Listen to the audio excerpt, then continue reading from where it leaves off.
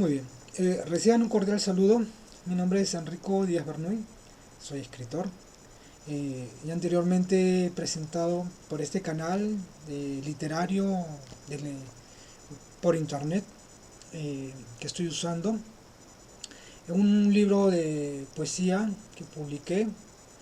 Lo presenté así oficialmente. Después hice otros videos recitando mis poemas. También hice lo mismo con un libro de cuentos y una novela. He hecho algunos audiolibros, videos cortos de 5 8 minutos con algún cuento que he seleccionado de mi autoría. Y en esta oportunidad vengo a presentarles este libro, mi último libro que casi el resultado de estos 2 años, año y medio de trabajo.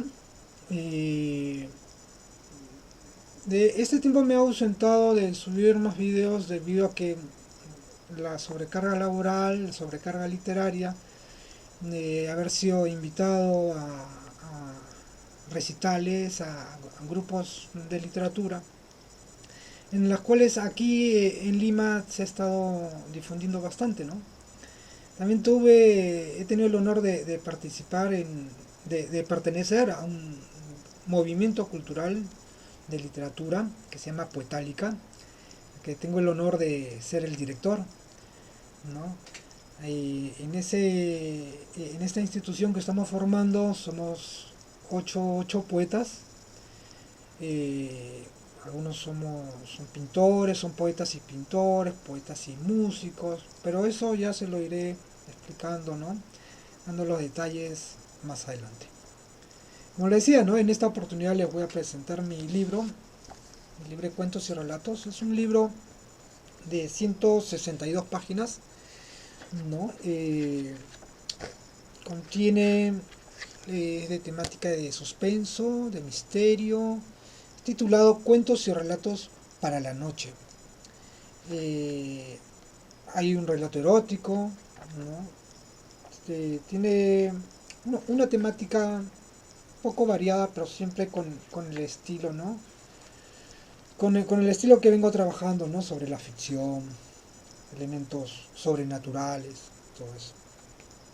Sobre las características y bondades literarias que pueda poseer este libro, más allá de los elogios, ¿no? De rigor que se acostumbran en las presentaciones. Solo quisiera señalar de que un cuento titulado La Cena fue seleccionado por una universidad en Francia para ser traducido al francés. Eh, Después un relato que se llama El secreto de nuestra sombra ya fue seleccionado en un portal literario de México, se llama Whisky en las Rocas. Y, y un cuento que se llama La ex novia también fue seleccionado por una revista de literatura, por unos jóvenes que la dirigen, que son de la Universidad San Marcos, de acá en Lima. Y nada, ¿no? Yo creo que ese es un buen referente como para tener, ¿no? Una idea de lo que es mi último libro, ¿no? Y más allá, ¿no? De dar los análisis técnicos o lingüísticos, qué mejor que leer un cuento, compartirles un cuento y que el propio, ¿no? Oyente, ¿no? Pueda sacar su propia conclusión, ¿no? Que mi trabajo hable por sí solo, ¿no? Y les voy a leer en esta oportunidad un cuento que se llama Un apetito diferente. Es un cuento basado más o menos en el canibalismo, en la amistad y en la soledad. Básicamente esos tres elementos he estado trabajando en este cuento y en otros relatos, ¿no? Y a ver, dar paso a la lectura. A ver, comienza así. Braulio miró al cielo y sintió que había triunfado, gracias al racimo de ideas que lo condujeron a ese estado de lucidez cuya barca navegaba en cierto abandono o desapego a muchas cosas, sin imaginar que con el paso del tiempo popa y proa estarían rodeadas de contundentes peñas, como duros aguijones sobre su mirada y en su alma. Pero antes de llegar a ese estado marítimo y esos perfumes que se parecían a la sangre, tuvo un amigo. Ese hombre llegó a su vida de la misma forma como ocurren las grandes cosas, con fluidez y naturalidad, sin forzar nada. La única pena es que esa parte de la historia lo había hecho recordar tristes finales. Pero él ya era un hombre mayor y sentía que no podía vivir más en el pasado. Aunque jamás fue golpeado de niño ni estuvo expuesto a situaciones que involucren crueldad o sadismo, de alguna manera en su ADN existía esa semilla que pronto iba a descubrir. Conversar con su amigo Sebastián hizo rememorar las adversas circunstancias que lo habían conducido a ese estilo de vida, y tal hecho era algo que ni en sus peores pesadillas imaginó vivir.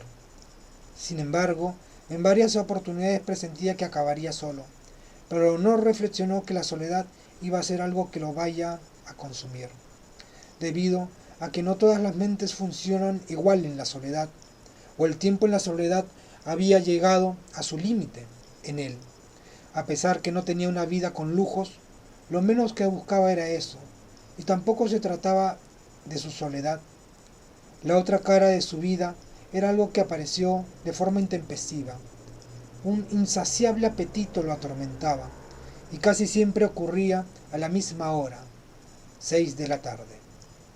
Todo comenzaba con una extraña sensación de un antojo, pero no sabía qué. A pesar que probaba diversos potajes, nada le saciaba. Fue ahí donde recordó la esquizofrenia de su tío abuelo. Su asociación mental ocurrió como una válvula de escape para intentar recomponer una idea que lo ayudara a comprenderse, pero todo era en vano. Y en el medio de ese intento de olvidarlo todo, de forma inconsciente buscaba superar ese extraño apetito. Entonces decidió en dedicarse a su único amigo, porque en esos momentos estaba atravesando una bronquitis aguda y siempre requería de alguien. Eran dos sujetos solitarios, y uno de los dos necesitaba más ayuda que el otro. Braulio sintió que debía atenderlo, por lo menos debía dedicarle 3 horas al día. Braulio y Sebastián se habían hecho amigos desde hace ya bastantes años.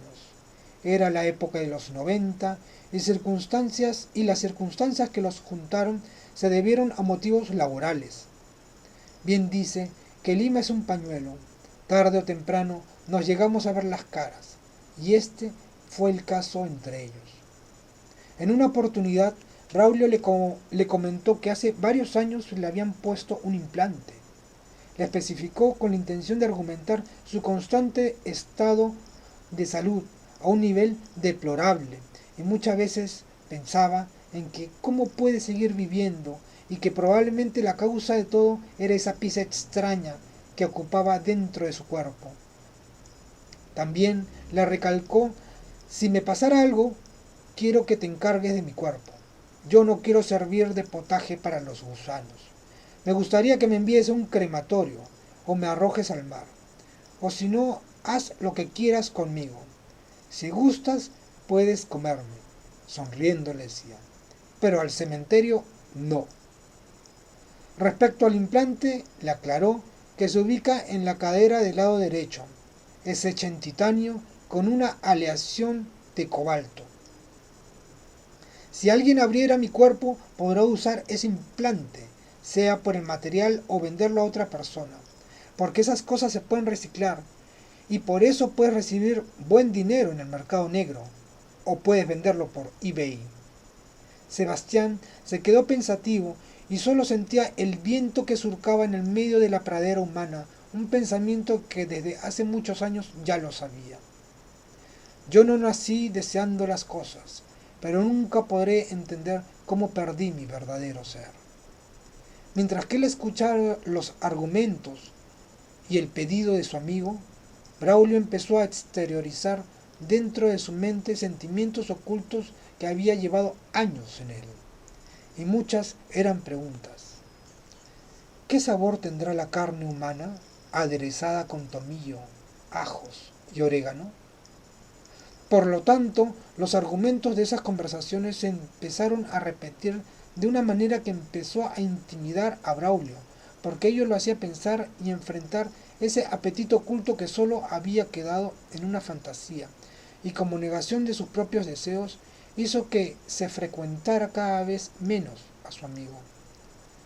Pero Sebastián ya se había dado cuenta y fue ahí en donde empezó a explicarle sobre sus teorías existencialistas, donde todas tenían un trasfondo basado en las funciones del organismo, que pueden ser clasificadas en dos grupos básicos.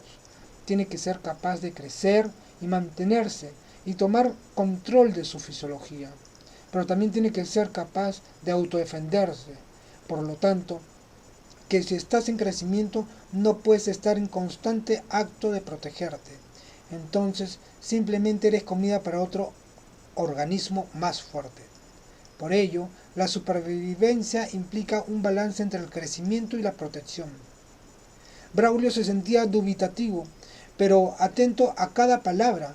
Aunque estaba con las manos en los bolsillos, sus dedos se tensaban y su pulso se acentuaba. Sebastián le dijo: a través de la historia de la civilización es fácil reconocer que la naturaleza es permanecer en crecimiento, pero el sistema de protección solo debe ser usado cuando necesitamos ayuda, en un momento determinado en el que estamos siendo amenazados. Braulio lo interrumpe y le dice: ¿no se puede estar defendiéndose y creciendo al mismo tiempo? Por supuesto que no, Braulio, debido a que cuando vemos que necesitamos protección, las hormonas del estrés en el cuerpo se activan, el flujo de la sangre en nuestras vísceras, la cual es la parte del cuerpo que controla el crecimiento, se retiene. El tema es que si se toma la sangre de las vísceras y se lleva a los brazos, entonces no hay sangre en ellas. Eso significa que no habrá crecimiento. Pero si estás listo para luchar. Braulio empezó a sentir de nuevo curiosidad por el olor de la sangre, mientras que lo escuchaba, y sus labios estaban marcados por un firme trazo. Sebastián continuó diciendo: entonces, cuando la lucha termina, la sangre retorna a las vísceras para crecer de nuevo. Dado a que en este planeta hay miedo las 24 horas, los 7 días de la semana, hemos optado por una continua fuga de la hormona del estrés en el cuerpo. Simplemente está abierta todo el tiempo, como un chorro a toda máquina. Estamos listos para correr o pelear en cualquier momento. Estamos en guardia porque tenemos miedo. Pero el problema es cuanto al gasto de energía que entregamos y dedicamos a protegernos. Es casi imposible crecer si se está en el modo de protección todo el tiempo. Braulio se sintió apesadumbrado, como si estuviera en un limbo, y en ese rapto de poder entender muchas cosas solo lo conducía a una irresolución sobre su sola existencia. Sebastián sintió que Braulio se estaba distrayendo y alzó un poco la voz. Luego tosió por el esfuerzo. También enfatizó lo siguiente: entonces quiero que entiendas que ya no quiero poner resistencia a nada, y esta maldita enfermedad que ni los doctores tienen claro sobre el diagnóstico. Sebastián, debes calmarte. No sirve pensar estas cosas.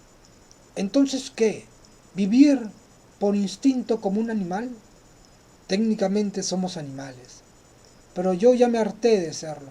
Siento que hay algo más después de esta vida. Ah, claro, eso seguro, pero no debemos abandonarnos. Braulio se sintió cansado de hablar las mismas cosas, entonces usó de pretexto la hora y que debía irse. Mientras que bajaba las escaleras al primer piso, sabía que debía dejarlo solo y debía ausentarse, Quizás le ayude a meditar las cosas. Luego de una semana sin verlo a Sebastián, sintió que había ocurrido un mes. Consideró que muchas cosas han podido pasar y que si le pasaba algo, él sentiría culpabilidad. Y este es el caso en donde las intuiciones o el mundo de la ficción se conectan directamente con la realidad para acertar. Así que fue a buscarlo. Tocó varias veces el timbre y la puerta con la mano, e incluso su llavero para acentuar los golpes. No obtuvo respuesta, y cuando se dispuso a ir, al poco rato se le ocurrió poner el oído a la puerta, y a pesar que había ruido en el edificio, escuchó a lo lejos una extraña melodía que salía probablemente de la radio ubicada en la cocina de su amigo. Se trataba de un ritmo tropical, hecho que le extrañó porque ese tipo de música jamás escuchaba a Sebastián. Esos segundos se prolongaron. Estar pegado a la puerta lo hizo sentir un olor a descomposición. Esta sensación lo llenó de intriga. Fue ahí en donde empezó a pensar en lo peor que le haya ocurrido a su amigo. Sin reflexión alguna se animó a tumbar la puerta de un solo golpe o de varios, y en una de esas patadas finalmente la puerta quedó vencida, y rompiéndose la cerradura se abrió de par en par. Vio a su amigo con las extremidades extendidas, como si hubiera intentado nadar en unas aguas tormentosas. La dirección de su cuerpo era hacia el teléfono. Parece que quería pedir ayuda. Braulio levantó el cuerpo, lo puso sobre la mesa, exactamente como si estuviera en un quirófano. Empezó a examinar el rostro de su amigo y los gestos de dolor que habían marcado una ruta de cruel final. El fallecido tenía su mano izquierda haciendo puño y la otra como si señalara algo. Braulio le movió la mano de su posición original y pudo ver una protuberancia. Al costado de ella se encontraba el implante, e inmediatamente recordó sobre la oferta que le había hecho su amigo. Lleno de dudas, actuó instintivamente y se fue directo a buscar un cuchillo para extraer el implante y poderlo comercializar. Al principio se sintió dubitativo. Todo el ambiente olía a muerte. La sangre se encontraba coagulada y por alguna razón los chorros eran más espesos. Braulio había desmembrado con sumo cuidado, pero los innumerables filamentos y arterias colgaban como cables de una computadora antigua. En ese afán se había olvidado del valioso implante y se había quedado cautivado por las formas de los órganos, la textura de la carne y los niveles de grasa que se podía contemplar. Así pasaron varias horas y toda el área le empezó a llenar de las partes de su amigo. Entonces decidió por alguna razón llevarlo a la bañera y metió todo el cuerpo de su amigo ordenado por tamaño de órganos, como si fuera una estepa humana. Abrió el grifo con agua caliente y contempló cómo la bañera se llenaba. Al principio todo era un rojo vermellón, luego se puso como de un color rojo amarronado. Parecía un plato gigante de gelatina y cuando llegó al tope de la bañera cerró el grifo para que no se rebalse. De pronto salió del fondo del agua oscura el implante, como si fuera la aleta de un tiburón salido desde el mismo infierno. Braulio se acercó, retiró el implante como si fuera algo que interrumpía el panorama. El valor del implante había quedado a un lado, mientras que en su mente solo pensaba en la cantidad de potajes que deseaba cocinar.